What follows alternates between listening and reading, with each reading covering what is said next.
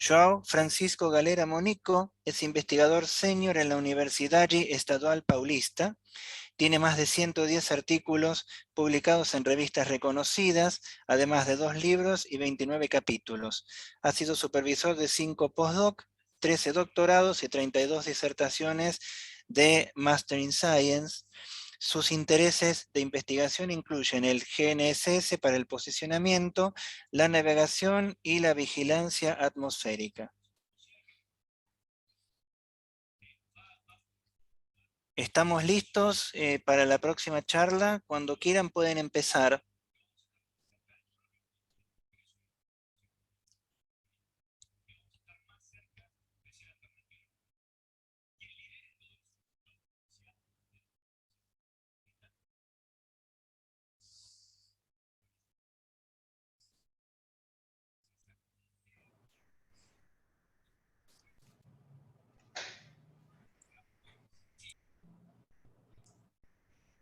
Boa tarde a todos. Me escutam? Sí, perfecto.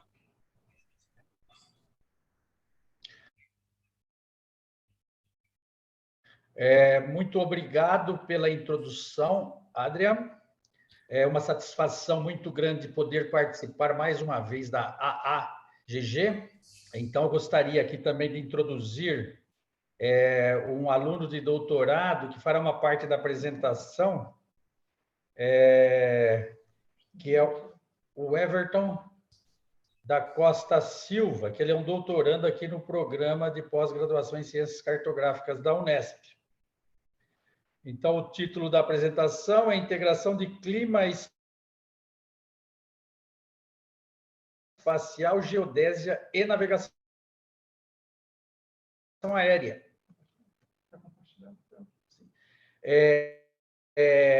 Eu vou fazer a apresentação em português. Vou tentar falar um pouco devagar para ver se nos entendam. Estão me ouvindo, né? Sí, sí, sí. Hay algunos cortes, pero se escucha bien. O conteúdo da apresentação, gostaria de falar rapidamente sobre geodésia, clima espacial, navegação aérea, então a integração e sinergia dessas áreas. E vou falar um pouquinho sobre o projeto que nós estamos envolvidos, que é o Instituto Nacional de Ciência e Tecnologia, resultados preliminares e alguns comentários finais. Então, iniciando, falando um pouco da geodésia. Então, nos dias atuais, as medições geodésicas se tornaram cada vez mais precisas. E nós podemos detectar ao longo do tempo deformações, que nós chamamos de deformações, e efeitos ambientais, onde nós podemos aqui falar da refração atmosférica. Todos esses fatores se tornaram evidentes. Então, hoje, a geodésia é capaz de ser aplicada na identificação de alterações dos efeitos ambientais observados e para o controle da geodinâmica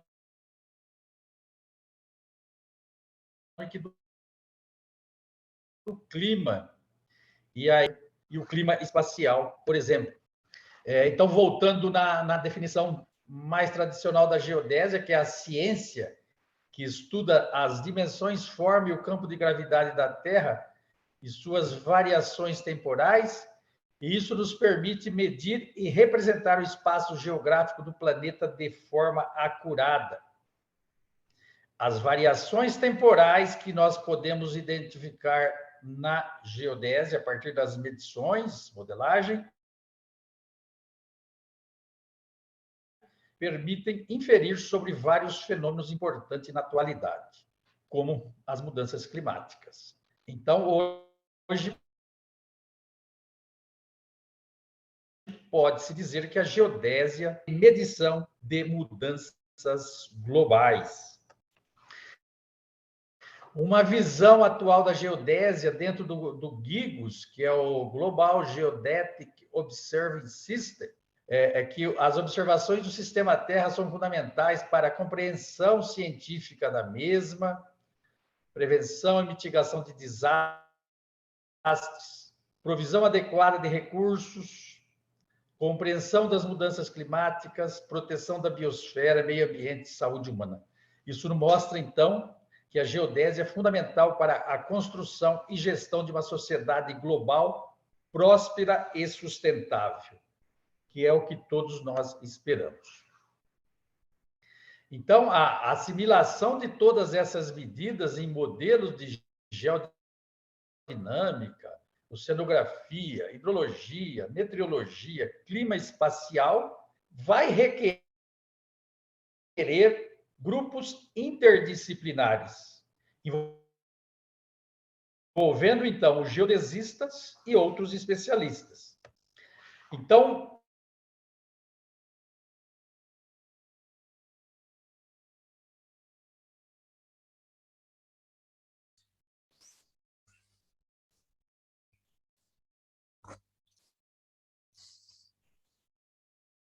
nós trouxemos aqui, de início, o clima abrange as condições e os processos que ocorrem no espaço, que têm o potencial de afetar o ser humano ou alguns ativos. E clima espacial, os elementos importantes. João, is it possible to turn off your camera so that we can improve the audio? Oh, yes. Thank you. Maybe it improve. Let's see.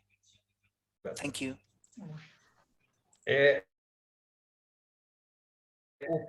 Os elementos importantes, o Sol, a atmosfera terrestre, dentro disso nós queremos caracterizar a ionosfera, o campo magnético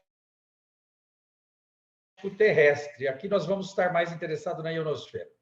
Então, o clima espacial, então satélites e naves espaciais podem ser afetados. E quando nós falamos, então, da atmosfera terrestre, nós queremos trazer aqui a atenção duas camadas importantes aqui do ponto de vista da propagação de ondas eletromagnéticas no contexto da geodésia, que é a ionosfera e a troposfera, ou a atmosfera neutra.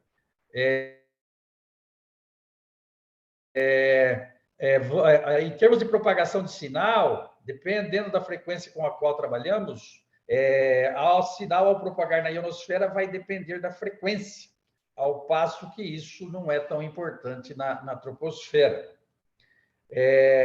Então, a ionosfera, que é composta, é o plasma, né? Ela apresenta várias variabilidades e irregularidades. E essas variabilidades dependem da localização. Temos também as variações temporais, que nós temos, por exemplo, o ciclo solar de longo período, algo em torno de 11 anos, as sazonais, estações do ano, né? E as atividades geomagnéticas. No que se diz respeito às irregularidades, os efeitos estão em toda a extensão da área tropical do mundo, mas com máxima incidência na nossa região aqui no Brasil, onde a declinação magnética é muito grande. E nessa região também temos a ocorrência de cintilação ionosférica. Então, quando nós falamos do efeito da ionosfera, por exemplo, nos satélites, e aqui entramos com o GNSS, que é o nosso link com a geodésia, o clima espacial e a navegação. Então, um sinal, ao se propagar através da ionosfera, nós teremos um erro na medida de distância. Este erro, se nós tivermos medidas em pelo menos 2 frequências, nós conseguimos eliminar a maior parte deles. Ao passo que na ionosfera também pode ocorrer cintilação ionosférica. E se isso for o caso, a qualidade da medida se deteriorará. Além disto, pode ser em alguns momentos que nós possamos a perder até a sintonia com os satélites. Então, esse é um grande problema que nós temos aqui na nossa região. E na navegação aérea, que vai usar o GNSS, Hoje, nós podemos aqui dizer o seguinte, que os sistemas mais clássicos da navegação aérea, eles estão buscando recursos modernos para fazer uma navegação orientada por satélites e, com isso, poder desempenhar, por exemplo, a navegação baseada em performance, procedimentos de aproximação, como o pouso de uma aeronave em condições de pouca visibilidade, dentre outros. E o GNSS é uma tecnologia fundamental para dar suporte aos procedimentos requeridos na navegação. Por outro lado, o GNSS sofre influência do clima espacial, e aqui nós estamos basicamente querendo dizer da parte do clima espacial envolvida com a ionosfera, basicamente. Então, aqui a gente busca pensar aqui numa sinergia entre geodésia, clima espacial e navegação aérea. Por que disto que nós conseguimos fazer isso? Considerando que os fundamentos do GNSS têm grande conexão com a geodésia e que esse é afetado pelo clima espacial, e o clima espacial se beneficia da geodésia, a geodésia auxilia em algumas atividades necessárias no clima espacial, então a integração dessas áreas é de grande importância.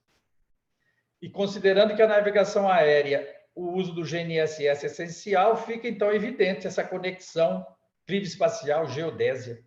E esse trabalho em conjunto é muito importante e que trará benefícios para a sociedade de uma forma geral, como na parte da navegação aérea, trazendo uma navegação mais segura.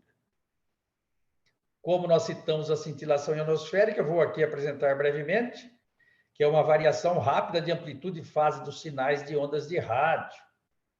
Isso ocorre quando os sinais atravessam as irregularidades da ionosfera, ou as bolhas de plasmas, que são bolhas de grande dimensão, que elas são rarefeitas em termos de densidade de elétron, que são geradas no equador magnético, normalmente após o pôr do sol, e isso ocorre devido à instabilidade do plasma.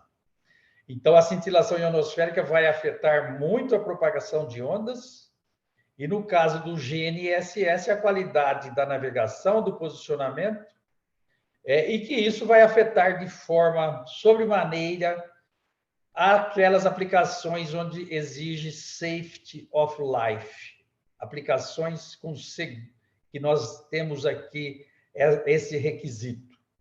E a região brasileira, ela tem em toda a sua extensão muita ocorrência de cintilação ionosférica, devido à forte declinação magnética. Então, várias atividades que requerem posicionamento e navegação em tempo real, principalmente, são afetadas e algumas soluções devem ser tomadas.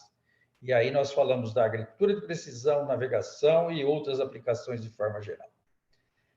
Então, ela impõe grandes desafios para o uso do GNSS no Brasil, na realidade, em toda a região de baixa latitude, e também nós sabemos que nas regiões polares.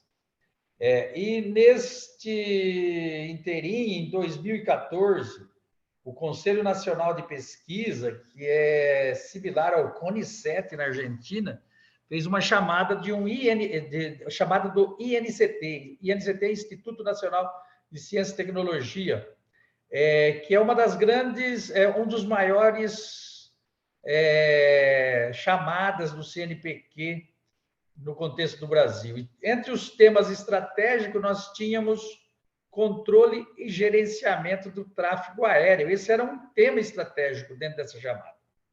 E aí nós propusemos o que nós chamamos, o nosso INCT, GNSS Naviair. O título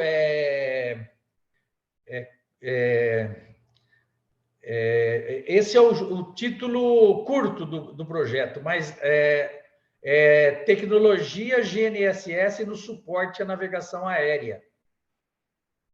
E os objetivos: formação de recursos humanos, realizar pesquisa, transferir conhecimento para a sociedade. E a área que nós entramos é o de monitoramento da atmosfera, onde envolve análises e estuda os aspectos relacionados aos efeitos da ionosfera e da cintilação ionosférica, e no sinal GNSS, então, clima espacial com GNSS, que de alguma forma está com a geodésia e na navegação aérea. E aplicação na navegação aérea, e aí nós estamos basicamente restrito no momento, no que fizemos até agora, o GBAS. GBAS é de Ground Based Augmentation System. E temos também SBAS, que é de Satellite Based Augmentation System, e também outras aplicações que requerem tempo real. Esses são alguns de nossos parceiros no Brasil, universidades, institutos de pesquisas, e a contextualização disto vem de uma... quando nós trazemos aqui o que se usa hoje na navegação para o pouso de uma aeronave, é o ILS, Instrumento Landing System. Ele foi introduzido na aviação em 1940 e perdura até hoje. E ele permite executar pousos seguros em condições marginais de visibilidade em diferentes níveis de categoria, de precisão. Isso aqui são os níveis de categoria que tem um nível de acurácia, de integridade exigido para fazer o pouso de uma aeronave num aeroporto. Ocorre que o ILS ele é um em cada cabeceira de uma pista, custo elevado, e a manutenção não é nada muito adequada, custo elevado a manutenção também. Então, aí surge a ideia de que um GNSS, dentro do contexto GBAS, e o de um SBAS possa substituir o ILS para operação de pousos em diferentes níveis de precisão. As vantagens, possibilidades de aproximação em curva, definição de mais de um gradiente de descida para a mesma pista, uma única estação pode servir diversas pistas, inclusive em aeródromos distintos, aeroportos distintos, menor custo de instalação e menor custo de manutenção. Então, quando nós formos falar do uso do GNSS na navegação, nós podemos ter a navegação autônoma, que na realidade é um posicionamento por pontos simples, onde usa simplesmente a pseudodistância, e que nós tivermos no mínimo 4 satélites fazendo com as medidas disponíveis, nós podemos determinar a posição de uma aeronave. E dentro do contexto de navegação, aí comparece os elementos aqui que é para analisar a integridade do posicionamento, que é o RAIN, Receiver Autonomous Integrity Monitoring, e aqui Advanced Receiver Autonomous Integrity Monitoring. Ou seja, nós temos que calcular níveis de proteção para a solução GNSS de navegação. Temos que saber se é seguro, se temos essa integridade para usar. Então, são elementos que nos permitem realizar análise de qualidade. Por isso, nós temos que ter redundância de observações. E quando nós falamos do ARAIN, que é o Advanced RAIN, é usando multiconstelação. E isso nos traz um maior número de redundância de observações, o que permite com mais facilidade detectar algum problema dentro dos modelos. Nós temos o SBAS também, que dois exemplos aqui, o AS dos Estados Unidos, o IGNOS da Europa, mas o nosso ponto é o GBAS, que é o Ground Based Augmentation System. Aqui nós temos uma figura mostrando, captamos da ICAO.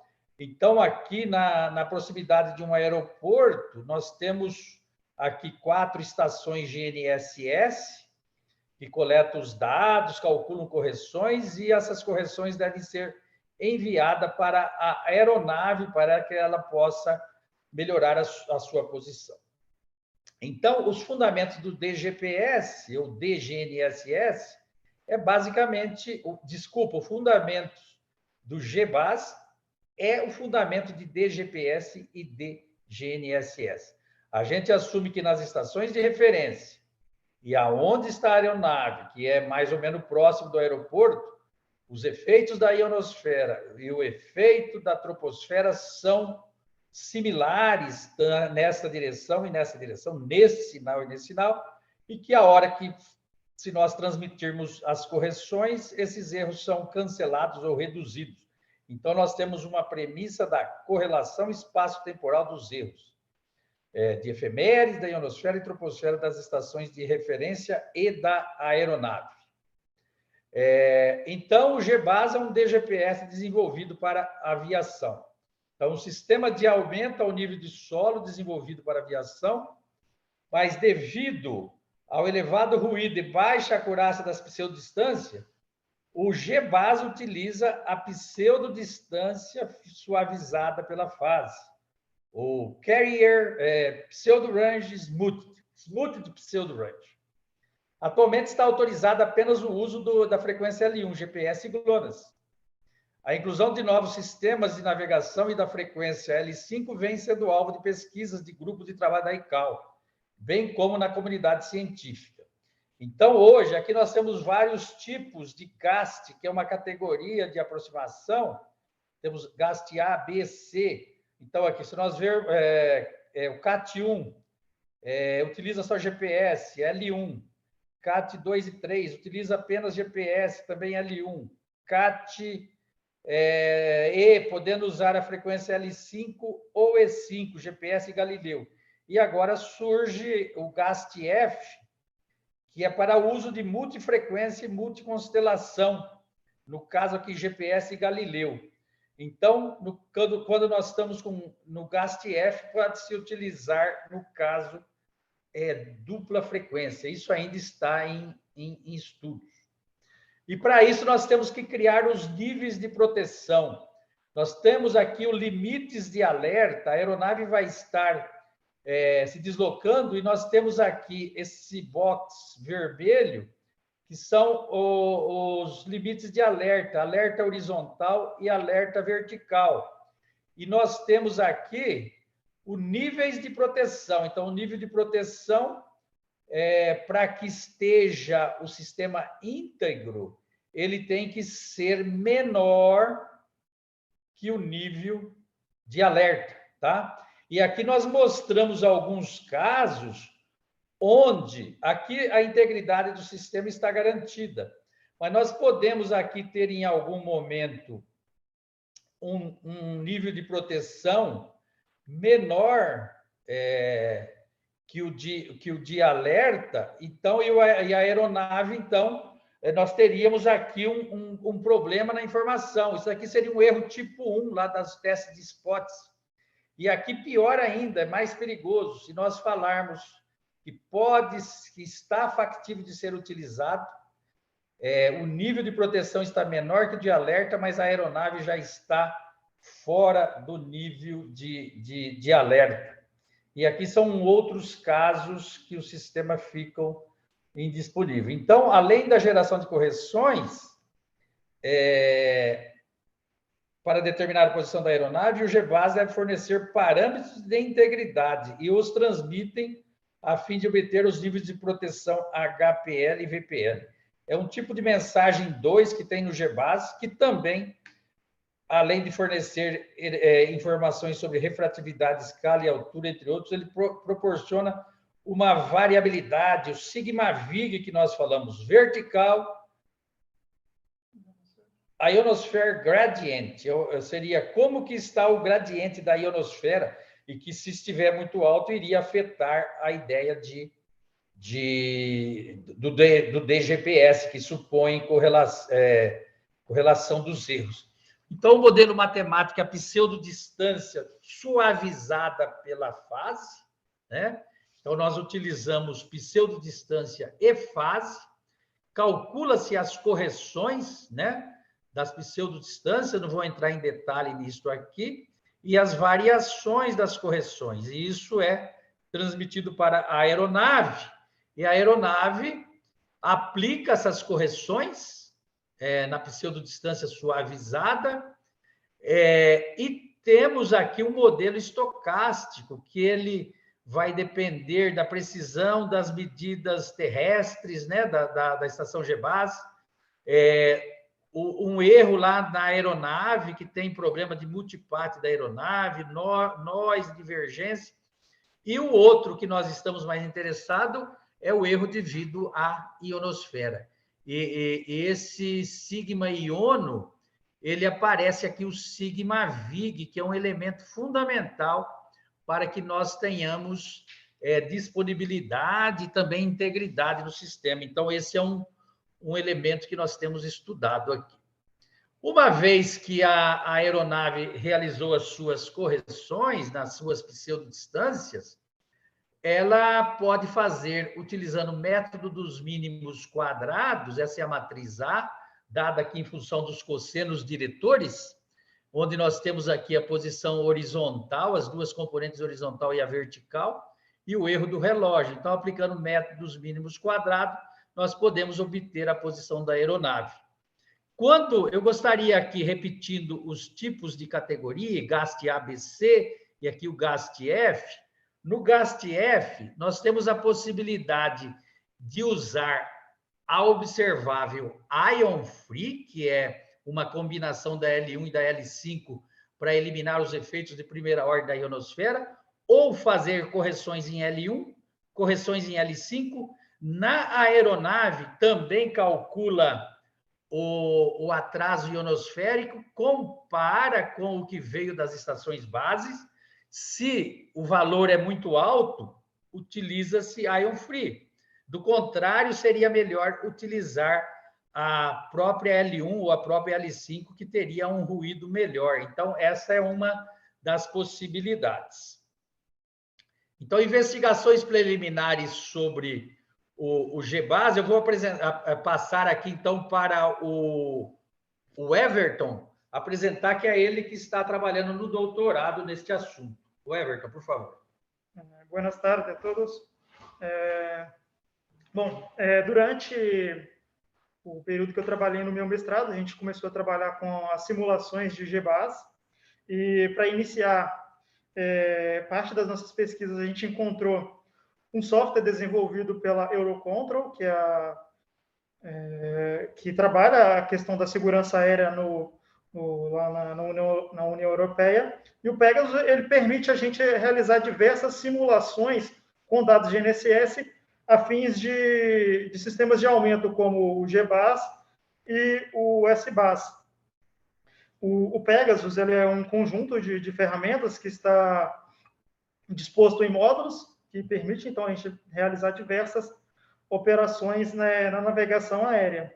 E aí eu deixei alguns módulos do qual a gente vem trabalhando com o Pegasus. O Convertor, que transforma os dados, converte os dados GNSS para um formato próprio do próprio Pegasus. O CAP, que permite calcular a acurácia das estações terrestres do GBAS. O GGC, que é um módulo que gera correções diferenciais. O GNSS Solution, que permite realizar o posicionamento de GPS realizado pelo GBAS, e um módulo de visualização MFire Runner. Bom, durante o nosso mestrado, a gente trabalhou com simulações de GBAS, da qual a gente avaliou aí a influência do Sigma Vig nas simulações de GBAS.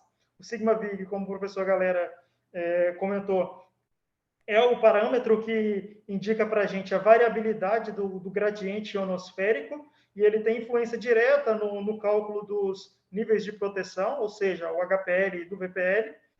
Então, para esse caso, a gente utilizou 4 estações GNSS de referência, receptor 1, 2, 3 e 4, situados em Pindamonhangaba, em São Paulo, e uma outra estação situada em Guaratinguetá, distantes aí cerca de 30 quilômetros, simulando a aeronave, mas embora essa estação esteja em modo estático. Todos os dados GNSS eles foram cedidos pela empresa IACIT.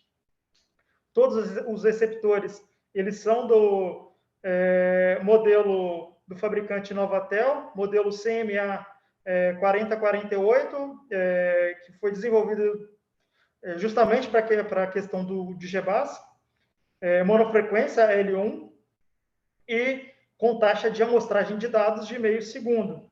E para esse experimento, a gente analisou 5 cenários de simulações de GBAS, variando o sigma-vig com valores de 4, 8, 12, 16 e 20 milímetros por quilômetro.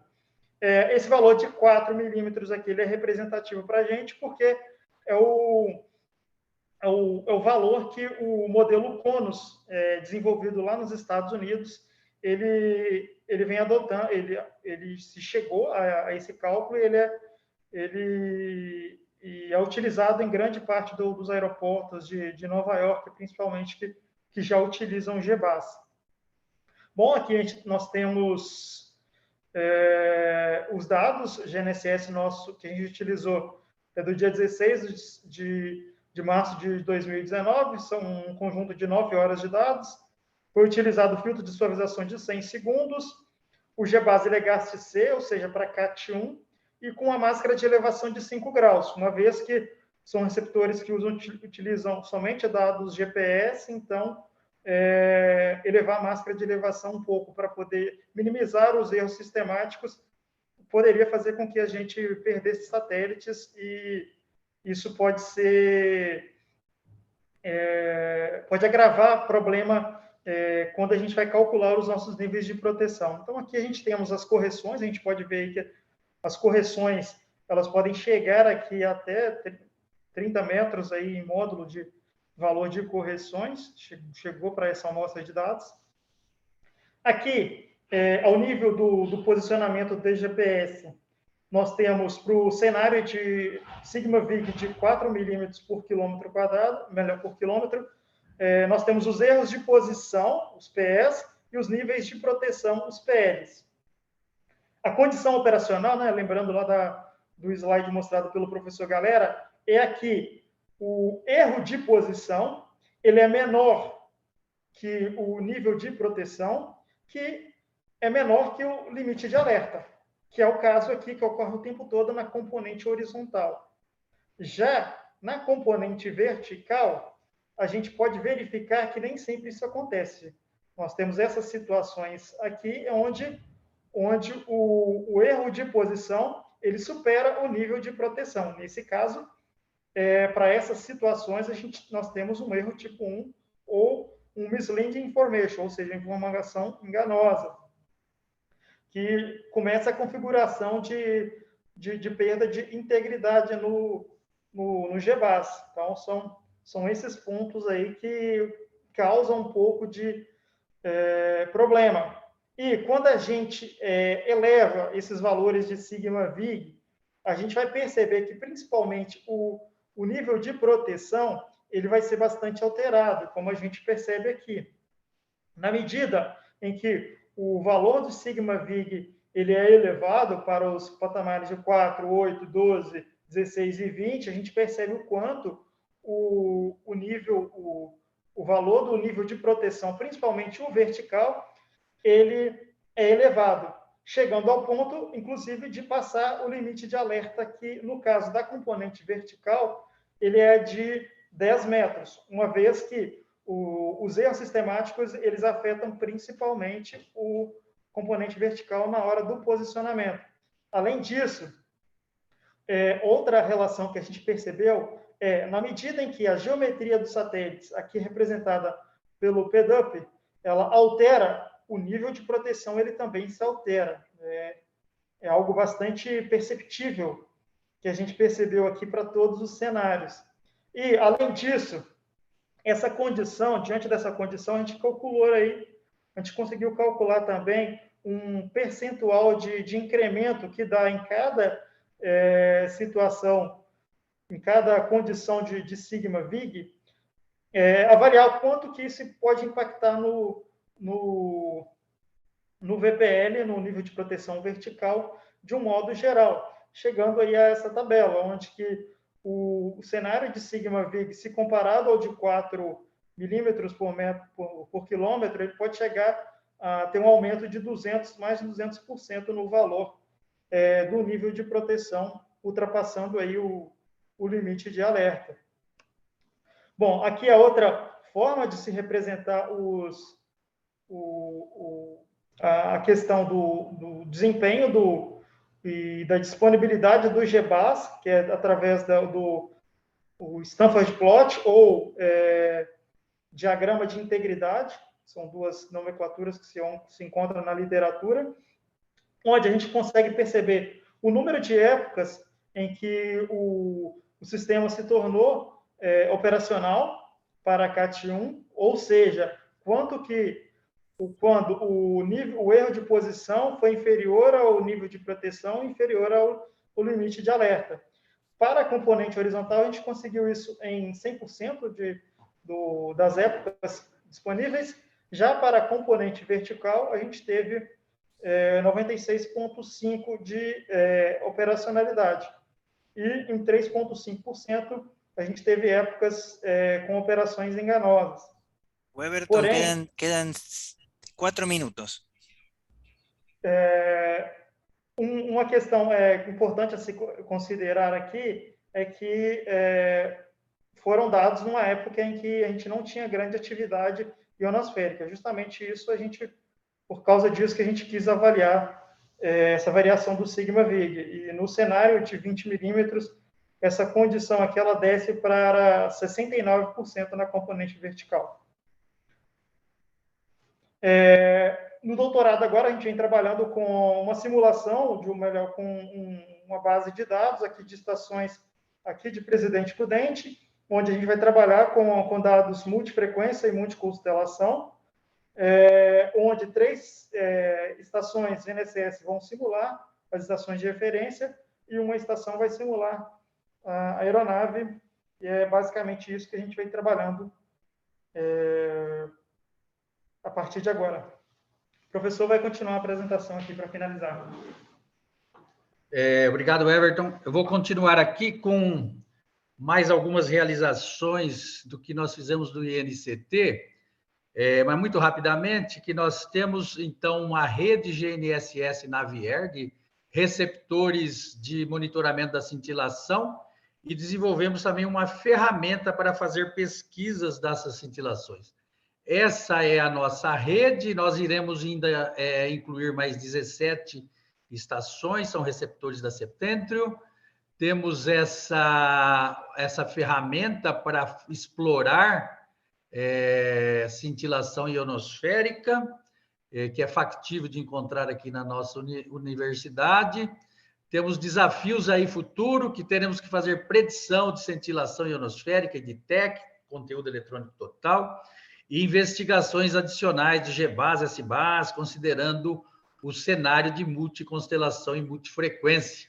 Isso aqui já foi um trabalho de doutorado que nós fizemos, uma parte de predição de cintilação usando rede neural artificial. Tivemos um resultado inicial bastante interessante, onde analisamos o modelo preditivo e resultados bastante razoáveis, mas temos que evoluir um pouco mais.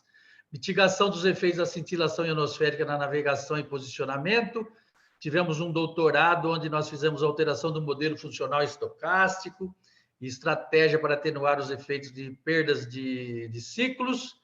Esse artigo foi publicado na I3E. Isso daqui só para mostrar, nós tínhamos muita cintilação ocorrendo. Quando fizemos o posicionamento no modo tradicional, muitos erros. Ao aplicar o nosso modelo, nós obtivemos uma melhora bastante sensível, mas isso tem que se adiantar ainda, continuar. Comentários finais. É um projeto em desenvolvimento e envolve conhecimento de geodésia, clima espacial e navegação aérea, além de outras. Formação de recursos humanos nesta área de fundamental importância, e nós estamos trabalhando nesse sentido. A aproximação com a indústria é um aspecto importante, nós temos tido algum sucesso nisso com algumas empresas e temos muitos desafios pela frente. Se alguém gostaria de ter algum conhecimento maior sobre o nosso INCT, aqui está o link para que se possam acessá-lo. Muito obrigado e desculpa aí o adiantado da hora.